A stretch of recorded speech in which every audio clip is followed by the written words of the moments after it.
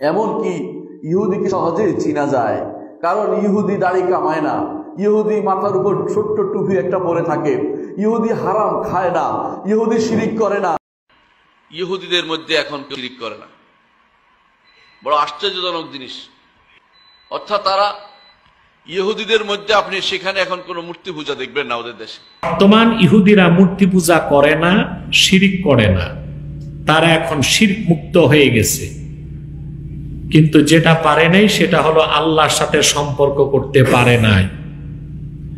কত বড় বদমাইশ মৌলবী! ইহুদিরা শিরক ছাড়ছে, এটা বললো কে তারে? নাউজুবিল্লাহ। ইহুদিরা নাকি শিরিক করে না, এমনই এক বক্তব্য আলে হাদিস ঘরানার একজন শায়েখ দিয়েছে। আসলে এরা কাদের এজেন্ট বাস্তবায়ন করতে চাচ্ছে, এদের বক্তব্য ধারাই বোঝা যাচ্ছে।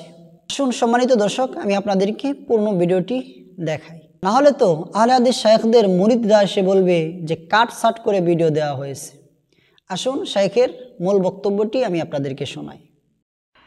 ইহুদিদের মধ্যে এখন শিরিক করে না, বড় আশ্চর্যজনক জিনিস। অর্থাৎ তারা ইহুদিদের মধ্যে আপনি সেখানে এখন কোনো মূর্তি পূজা দেখবেন না ওদের দেশে, কোনো মূর্তি পূজা নাই। আর নিয়মও আছে, যে জাতি মূর্তি পূজা করে না তাদেরকে দ্রুত থামিয়ে দেয়া যায় না। এই জন্য তারা আজ অনেক বেশি শক্তিশালী হয়ে গেছে। আর একটা কারণ হচ্ছে বেহাবলি মিনান নাস, মানুষের দ্বারা তারা কিছু সহযোগিতা পাচ্ছে। বিশ্বের তাবৎ মুশরিকরা ইহুদিদের সহযোগিতা করে। সম্মানিত দর্শক, আপনারা দেখতেই পেলেন শায়েখ কিভাবে বক্তব্য দিচ্ছেন যে ইহুদিরা নাকি শিরিক করে না। এমন মূর্খতা স্বরূপ বক্তব্য একমাত্র আহলে হাদিস শায়েখরাই দিতে পারে। আসুন সম্মানিত দর্শক, ওনার আরেকটি বক্তব্য আমি আপনাদেরকে শোনাই। এমনকি ইহুদিকে সহজে চিনা যায়, কারণ ইহুদি দাড়ি কামায় না, ইহুদি মাথার উপর ছোট্ট টুপি একটা পরে থাকে, ইহুদি হারাম খায় না, ইহুদি শিরিক করে না। আর আমরা কিন্তু সবগুলি করি। আমাদের মধ্যে আর নাসারার মধ্যে পার্থক্য করা খুব কঠিন হয়ে যায়, আমাদের মধ্যে হিন্দুদের মধ্যে পার্থক্য করা কঠিন হয়ে যায়। কি পরিমাণ খবিস শায়েখ হলে, মাতখালি শায়েখ হলে এরকম বক্তব্য দিতে পারে যে ইহুদিরা শিরিক করে না, ইহুদিরা মূর্তি পূজা করে না, এবং ইহুদিরা নাকি হারাম খায় না, সুদ খায় না, আর মুসলমান আমরা সুদ খাই, হারাম খাই, ইত্যাদি ইত্যাদি। এ শায়েখ যে ইহুদিদের পক্ষ নিচ্ছে নাকি মুসলমানদের পক্ষ নিচ্ছে, এটা কিন্তু ওনার বক্তব্য ধারাই পরিষ্কার হয়ে যাচ্ছে। কতটুকু মেন্টাল হলে, কতটুকু মাতখালি হলে এরকম বক্তব্য দিতে পারে আপনারা একটু কল্পনা করুন। আসুন এই মাতখালি বক্তব্যের খণ্ডন আমরা আল্লামা এনায়েতুল্লাহ আব্বাসী সাহেবের জবান থেকে শুনি। বর্তমান ইহুদিরা মূর্তি পূজা করে না, শিরিক করে না, তারা এখন শিরক মুক্ত হয়ে গেছে।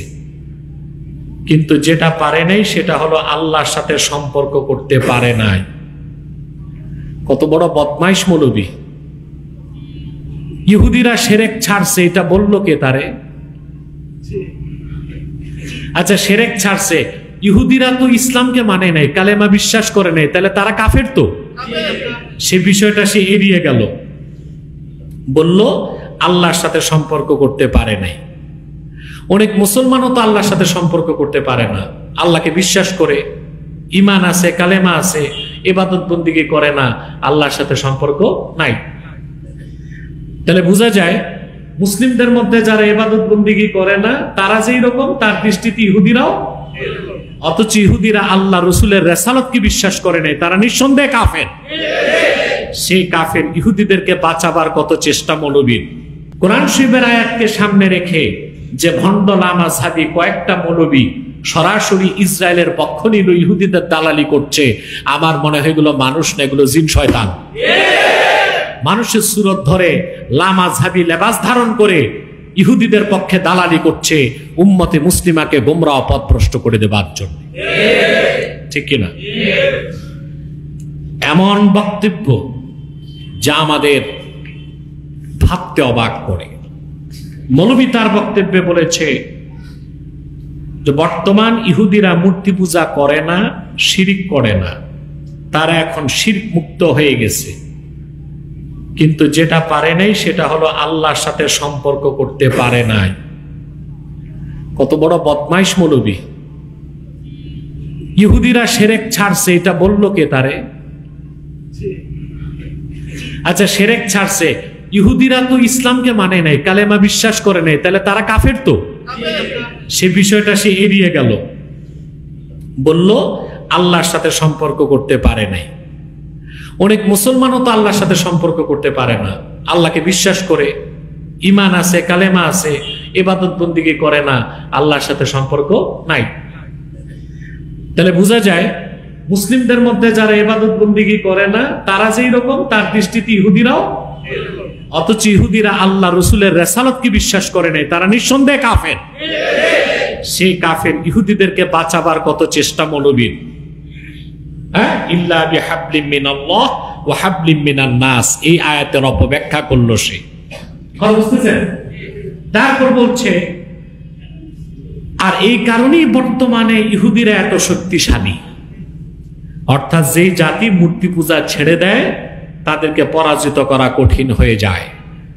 অথচ আমরা দেখতেছি পৃথিবীর সবচেয়ে বড় মূর্তি পূজারী হিন্দুস্তানের পত্তলিকরা, আর প্রায় সময় দেখি চায়না তাদেরকে ভালো মতো থেরাপি দেয়। খাস বাংলায় যেটা বলে উষ্টা মারে। কি মারে? চায়নার উষ্টা খাইয়া ভারতের হিন্দুরা হে রাম করতে করতে কোথায় পালাবে খুঁজে পায় না। তাহলে সে কোত্থেকে উদ্ভট কথাগুলো বলে? আসলে ইহুদিদেরকে রক্ষা করার জন্য ইহুদিদের পোষ্য দালালরা মাঠে নামবে, এটাই তো স্বাভাবিক। তাহলে বাকিলা মাযহাবী বা আহলে হাদিস দাবিদার যারা, তাদের স্পষ্ট করা উচিত যে এই বক্তব্য আমাদের সবার না, এই বক্তব্য হচ্ছে আহলে হাদিস দাবিদার ওই ভণ্ড মৌলবীর। সে আহলে হাদিসও নয়, সে হচ্ছে আহলে কিতাব কিংবা ইহুদি। স্পষ্ট করা উচিত কিনা বলেন? ইহুদিরা